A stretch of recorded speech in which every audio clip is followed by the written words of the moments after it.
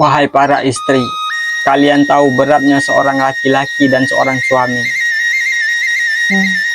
Dari muda sampai kami tua, pikiran dan hidup kami tidak terlepas dari yang namanya keluarga.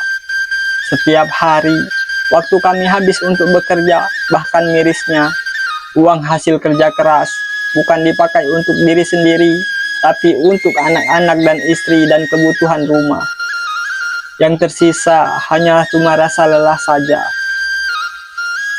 Kerutan di wajah dan badan yang semakin tua renta.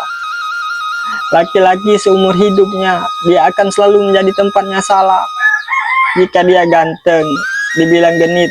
Tapi jika penampilannya tidak menarik, dibilang gak laku. Kalau gaji suami pas-pasan, dibilang laki-laki gak becus. Tapi kalau gaji besar, malah dicurigai kalau punya kesimpanan. Akhirnya banyak laki-laki yang bingung, sebenarnya hidup ini harus dijalani seperti apa. Jika seorang suami masih muda, dia berjuang buat istri dan anak-anaknya. Dan setelah tua pun, dia harus tetap berpikir tentang masa depan dan kehidupan anak-anaknya. Dan sepertinya hidup seorang suami cuma buat orang lain, bukan buat dirinya sendiri. Coba kita lihat kenyataan dan faktanya. Kalau keluarga hidupnya susah, pasti yang disalahkan itu adalah suami. Katanya suami kurang tanggung jawab, kurang usaha. Padahal faktanya, mungkin suami sudah jukir balik setiap hari bekerja untuk mendapatkan uang. Laki-laki itu atau suami itu sebenarnya sangatlah berat. Dia dituntut menjadi anak yang berbakti kepada orang tuanya. Dan dituntut harus menjadi suami yang bertanggung jawab, yang bisa memenuhi kebutuhan anak dan istrinya dengan layak. Dan dituntut harus bisa menjadi seorang ayah panutan dan teladan bagi anak-anaknya.